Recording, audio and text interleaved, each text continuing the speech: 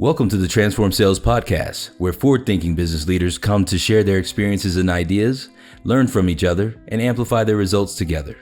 Hey guys, what's up? Amir Ryder here. Another episode of the Transform Sales Podcast, our software demo review series. My guest today, Jen Steele, CEO and co-founder of SoundGTM. How are you? Good. How are you? I can't complain. I closed my windows and I instantly got a little bit hot. So apparently it's a beautiful sunny day here in Colombia. But for those that don't know, we love to break down some of the best RevOps technologies out there into very specific use cases and listings so that you can find the right products to grow your revenue and people and stuff like that. But we're here today to talk about SoundGTM, a partner referral marketplace for SaaS startups, and it's a partner stack alternative. And it's one of those that you got to keep your eye on. Jen's going to tell you all about it, but maybe you could start us off by talking a little bit about what the alternatives were your customers are using before buying your software. Absolutely. So we largely sell to high growth startups, and high growth can happen at lots of different company sizes. And so smaller companies honestly weren't doing anything like this. It is painful to try to manage an affiliates and partners program.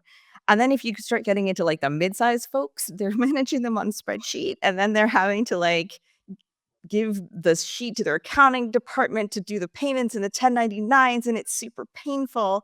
And those are the big ones. Nice. So basically, they didn't have a talk software before you, right? Or they had a spreadsheet, right? And the Right. pain point would be the time it takes to calculate the commissions, the accuracy, Mm. time to pay out, right? And of course, the Yeah. adverse effect that it would have on a partner who might not get paid. And now Which we is have to do 1099s for $600 and up. So suddenly accounting departments are getting slammed.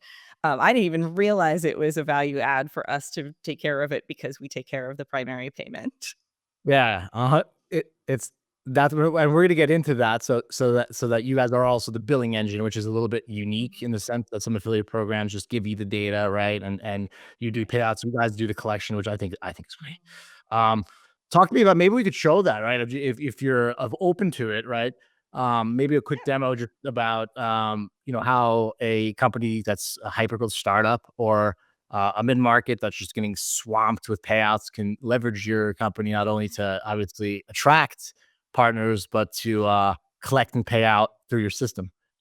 Absolutely. I'm actually going to show the marketplace Yeah. as a referral partner would see it, because it turns out that nobody really cares about selecting this field in your CRM and demoing that. So I'm going to show you what it looks like for like to the people who do the referrals. I'm just going to point a few things out, and that is that we have a pay for success model, and companies get to define their success usually by a stage in their CRM, and we integrate with HubSpot, Salesforce, and believe it or not, Pipedrive right now.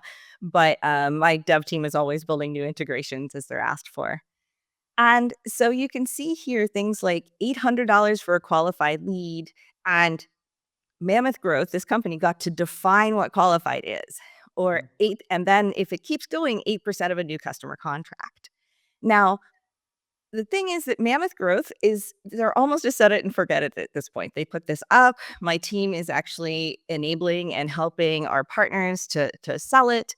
We wrote a sales success kit. We did a lot of things with this. And essentially what eventually happens is that a conversion happens, and you can see in my test account, there's no conversions on this one, but a conversion happened, and then we say, hey, Mammoth Growth, it's time to pay. So, and if Mammoth Growth doesn't pay, then they obviously risk getting kicked off our platform, and we send collections after them. But we're the ones that take care of, hey, Mammoth, it's time to pay, and hey, whoever it was who did the referral, here's your $20,000. Yeah, which makes a lot of sense. And those listening, right? I think the conversion rates just cover them up, right? They line up to the HubSpot records, but from my understanding, you give a seller the ability to pay on a closed one deal recurring revenue or a booked meeting or Or anything they could signal in their CRM. click. Can you do clicks? We can do clicks. We tell people not to do clicks because unless it's something like it shows a conversion. Like we had one customer who wanted to compensate on net new leads. I'm like, how about net new leads that actually reply to your email or show up to a meeting? And because I'm a former CMO, I have paid for so many crappy leads in my career. I've kind of sold them too because I once was CMO at a content syndication company, but that's why I'm so wedded to this like pay for results. Now, the results can be attended a webinar. They can be held 2 meetings. They can be anything that you signal in your CRM, and then we can pick it up and surface it for payment. That makes sense. And then you guys, once it's qualified, it's not the actual company that's paying out. It's your marketplace that does the collecting of the payment and the payout, right? Yes. So that you guys So the stop on company that pays payout. us, and we do take a cut of it because that's how marketplace fees work. So the company pays us, and we actually don't have to click a button. The company pays us, and then it automatically pays the referral partner. We're working in the United States right now, plus 30 companies that Stripe supports natively. And then if for some reason you come from a company that your bank account in a company that Stripe does not support natively, we pay you a little bit outside the platform right now, as we are a startup. So we sometimes do these things. I had a phone call once and I paid it. It was we're a marketplace too that keeps a fee. We pay somebody in Dubai and they're actually on some kind of like watch list from the government. And we had to give them all this information and stuff. Yeah. So just people don't, sometimes people don't realize how the rules in different countries could be a little bit different. But so that makes total sense. Talk to me a little bit about the tasks and deliverables and or people involved in setting up the software, right? Sure. How long does it usually take from a hyper growth startup or a mid-market company that wants to get off sheets to deploy with you guys and to get up to full productivity? So some of it depends on how quick your marketing ops can work, or your sales ops. So there's 2 points of integration that we need. One is that we do drop code on a landing page, or we have to be able to push a referral into your CRM from our system.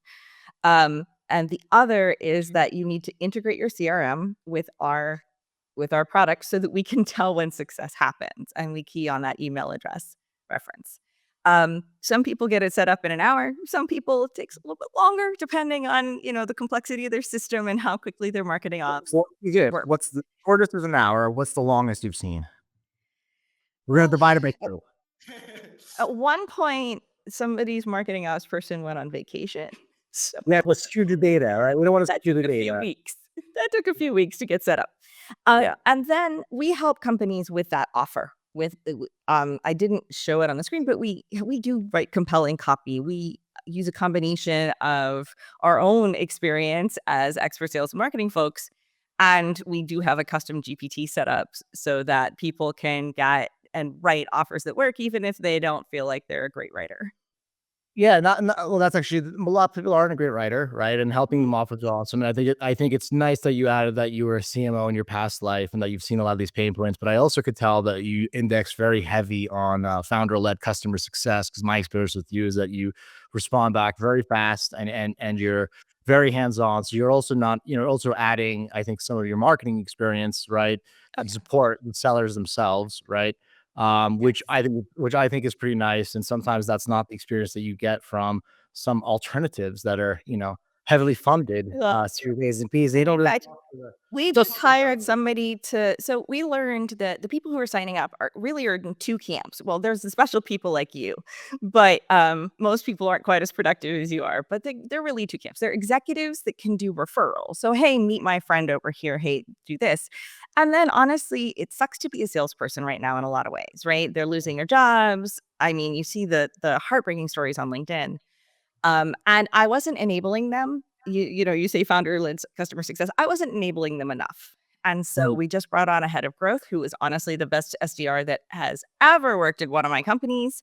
And she's got a heart for enabling folks. So she just wrote with the help of a custom GPT that I created for her, like playbooks for 9 different companies that didn't have them before, so that as we go, people could do cold outreach. the KPI that your ideal customer uses to evaluate their success in the software. My last question, right? What do what does that KPI look like, right? Is it revenue, or is it ease of use, or, it could be a lot of things, but it'd be great to hear. So we are very specifically designed to work with your existing sales process. That's why we use a landing page. Most people clone one of their landing pages. That's why we hook right back into your CRM so that you don't have to change a thing in your sales process. So we effectively simply become another channel. And it's actually pretty easy to write attribution rules. I used to work at an attribution company, and so I can also help folks set those up. And really, it's what's your cost per lead? What's your conversion rate? Like the same way you measure AdWords, the same way you measure LinkedIn ads. The only difference is in our case, you don't pay until it's qualified. Does it fit into our current sales process and conversion events like I would in my CRM, so that I'm running one business with an additional channel? Perfect. That makes Yeah, sense to me. I'm trying to make this as easy as possible for all sides, right? We all can make money together. We all win together. So that's why I'm making internet titles. so hard on it. So, I'm making listing titles so that it makes it easier for people to buy, right? Because yep. a lot of people forget that sometimes people buy a software for one pain point, right? And if they see everything, they can get very confused, right? So, Yes. that's our goal there. So we're all connected here, which is you're a marketplace, I'm a marketplace. It's good. We're Mhm. all doing our part to make it easier, faster, cheaper, and more efficient for revenue leaders to their goals, right? Which obviously Yes. trickles down to the account executives, trickles down to SDRs. It affects everybody, right? Everyone's really affected by revenue, including the customer, right? And sometimes we don't talk Mhm. about that. This has been great. For everybody who's checking this out, you will find a nice description and obviously a link to SoundGTM in the description. If you want to check them out, hit the link, meet with Jen. Jen, if anyone wants to connect with you and learn more about, affiliate programs and just what you guys can do to that, and where should they find you? The LinkedIn? I probably LinkedIn. It's where I post a lot of, I'm told, somewhat funny rants, but also it's where we launch new features. And I'm Jen Steele, literally linkedin.com/in/Jen Steele, JENNSTEELE.